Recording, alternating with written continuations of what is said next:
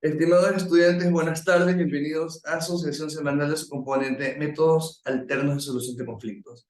Soy el abogado Carlos Feroz, ustedes ya me conocen, soy el docente encargado del acompañamiento respectivo a lo largo de todo el semestre y hoy continuamos. El tema de esta semana, como ustedes lo saben, como consta en el aula virtual, es la negociación parte 2. Vamos a seguir conversando acerca de lo que es la negociación. Eh, bueno, ya vimos a breves rasgos la semana pasada qué es la negociación, en qué consiste, ¿no? Como les comentaba, esta semana continuaremos analizando el estudio de este tema en la clase del día de hoy.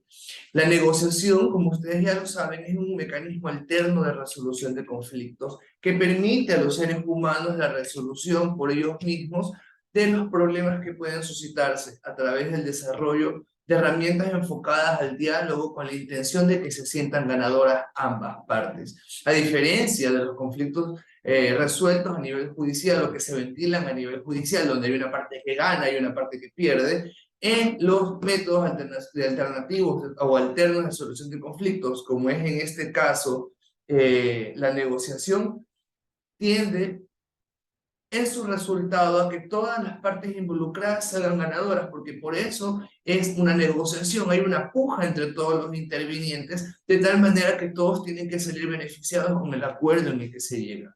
Reflexionemos sobre la negociación en nuestra vida diaria. Los seres humanos negociamos todo el tiempo en todos los espacios de nuestra vida. Negociamos con, sus esposos, con sus esposas, con sus respectivas parejas. ¿Quién hace la cena? ¿Quién tiene los hijos el fin de semana cuando es una pareja que ya no está unida por un vínculo matrimonial y hay hijos de por medio? Eh, ¿Qué van a hacer el fin de semana?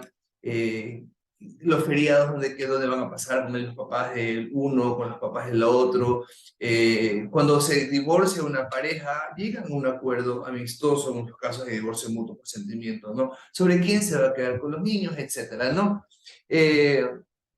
Con nuestros compañeros de trabajo también negociamos al momento de asignar responsabilidades con nuestros amigos donde vamos a cenar.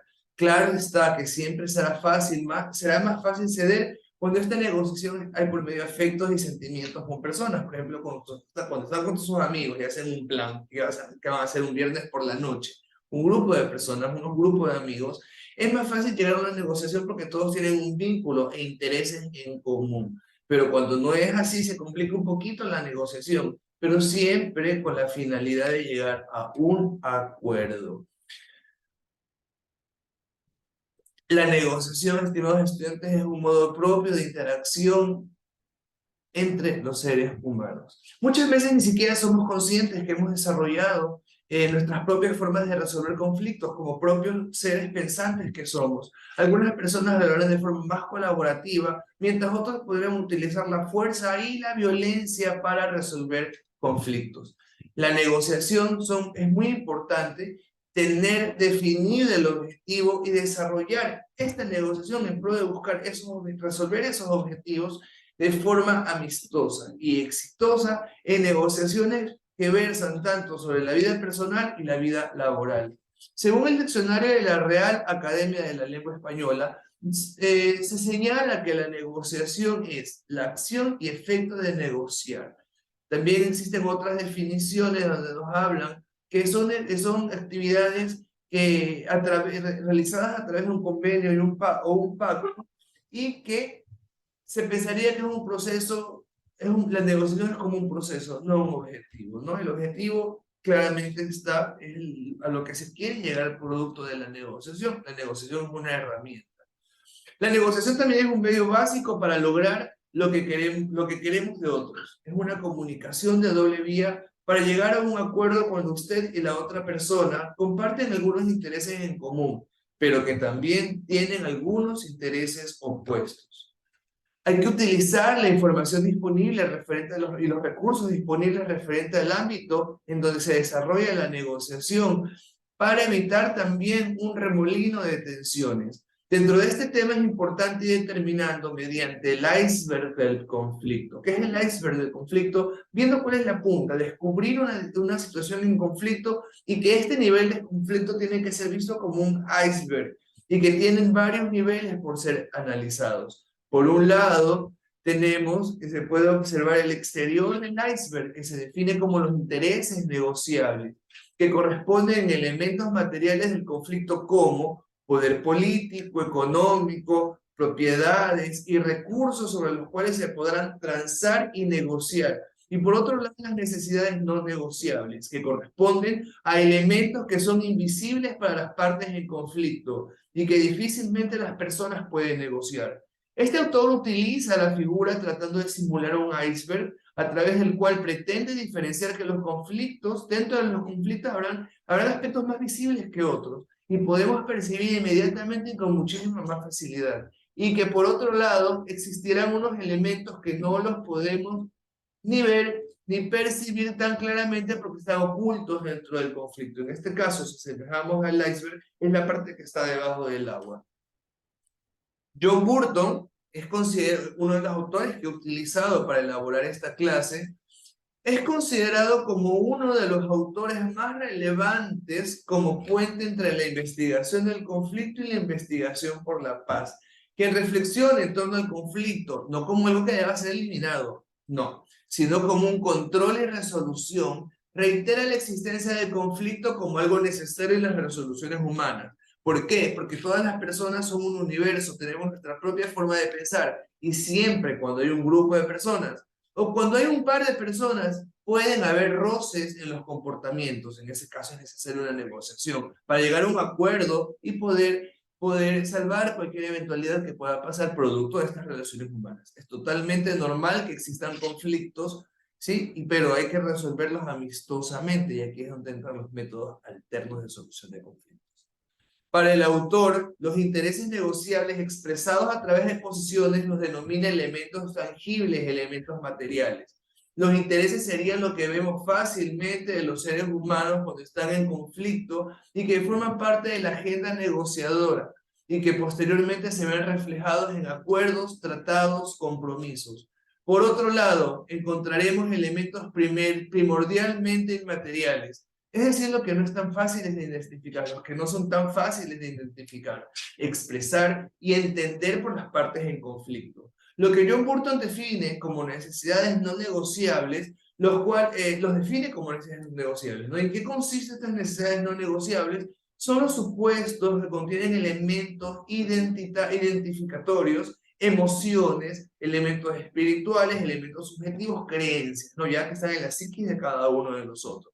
Es decir, que todo conflicto podríamos asumir que existen aspectos visibles y manifiestos que también podrán existir junto a otros aspectos que no los percibamos tan bien, sobre los cuales los seres humanos tendrán más dificultad de llegar a un acuerdo. Si juntamos a dos personas de diferente religión y tenemos un tema muy polémico de por medio, la negociación va a ser muy difícil, pero no imposible. Ya depende también la facultad que tiene cada uno de ceder. Este es lo maravilloso de la negociación, que siempre busca una conclusión, llegar a una meta donde todas las partes involucradas queden felices con el resultado. Por ejemplo, imaginemos la situación hipotética de dos hermanos que por problemas puntuales se ven enfrentados. Cada uno tiene una forma distinta de pensar, percibe las cosas de modo diferente que el de su hermano y puede tener necesidades no negociables sobre las cuales no están dispuestos a llegar a un acuerdo. O el caso de los vecinos de un barrio que tienen que soportar el ruido de las constantes fiestas ruidosas que hay entre ellos, ¿no? Una semana puede ser uno, otra semana el de la otra cuadra. Esto molesta, pero tiene que llegar a una negociación. Existen algunos tipos de negociación. Hoy veremos la negociación colaborativa. La negociación colaborativa se da cuando las partes intercambian información de manera directa con el objetivo de arribar a una solución donde todos estén satisfechos. Sin la intervención de un tercero, aquí se cierra el espectro y solo participan los involucrados en el conflicto. Este modelo de negociación es muy efectiva cuando las partes muestran una actitud propicia a llegar a un acuerdo, al llegar a una alianza entre todos, ¿no? El hecho de comprender la forma de pensar de otra parte y buscar soluciones justas para que convengan entre todos ellos sería el diálogo principal, componente además del desarrollo de otros valores como la solidaridad, la justicia y la empatía. Muchas veces los estilos de negociación consideran al proceso como una competencia y esto no es lo correcto. Generalmente el resultado de unos procesos pueden tener varios modelos de resolución. Tenemos el modelo de ganar-perder, donde una parte gana y otra parte pierde. En este tipo de modelos, ambas partes han tratado a toda costa de ganar y mantener sus posturas, hasta que una de las partes termina cediendo, ¿no? Por lo tanto, se considera que pierde. Perder. Ambas partes hacen concesiones sin importar sus objetivos. Es decir, si las partes que negocian no han llegado a un acuerdo, las dos partes pueden terminar peor de cuando comenzaron la negociación y ambas terminan perdiendo, ¿no? Y tienen que irse a las instancias mayores, por ejemplo, la vía judicial. Y el modelo ganar-ganar. En este caso es el modelo de negociación colaborativa, el escenario ideal para negociar y que pretende que las partes logren el cumplimiento de los objetivos de cada parte respetando sus puntos deseados. Por lo tanto, las dos partes que se sienten ganadoras respecto al proceso, no todos felices. Y este es el modelo que debería primar entre una negociación. Tenemos también posiciones, hay varias vértices que se pueden llevar a cabo, tomar en cuenta a la hora de la negociación. Primero, posiciones. Cada parte al momento de iniciar un proceso tiene posiciones con relación a la situación conflictual, habíamos indicado que son el aspecto manifiesto del conflicto, las posiciones y la postura que cada persona tiene dentro del conflicto y que tratan de negociar. Hay que identificar los intereses que son el verdadero fondo del conflicto y los que se deben identificar para llegar a acuerdos, para lo cual es necesario leer entre líneas, preguntar, reformular, replantear. Generar opciones. La lluvia de ideas es el proceso por el cual las partes tratan de generar alternativas para resolver los conflictos, los cuales son el resultado de la información que tengamos con relación a la situación conflictual. En este proceso es importante evitar juzgar, ordenar y limitarse. Criterios objetivos. Finalmente, tenemos punto 4 y punto 5. El otro elemento que se tiene que tomar en cuenta son los criterios objetivos. Una vez que se han tomado en consideración las alternativas planteadas por las partes, es importante identificar los criterios objetivos para tomar la mejor decisión. ¿Sí? La MAN. ¿Qué se acuerdan, estimados estudiantes, lo que es la MAN? La MAN es la mejor alternativa de acuerdo negociado. Esta es la mejor alternativa existente y es pieza clave en el estilo de negociación de Harvard. Es muy utilizado en esta universidad, ¿no? Finalmente, lo que hay que buscar es proponer acuerdos y que una vez que las partes hayan logrado establecer las mejores soluciones que se proponen y establecen por medio de un documento que se llama acuerdo de cumplimiento de estas obligaciones. Estimados estudiantes, hasta aquí la clase de esta semana. Les recuerdo que deben desarrollar el cuestionario EVA número 2. Importantísimo, no se pierdan estas actividades calificadas porque estos puntos son muy valiosos para a la hora de aprobar el componente y el promedio general, ¿no? Lo importante no es pasar, lo importante es pasar con buena nota. Soy el abogado Carlos Ferot, su tutor designado para este componente de métodos alternos de solución de conflictos y nos vemos de mediante la próxima semana. Estoy a las órdenes mediante los medios que ustedes ya conocen. Buenas tardes.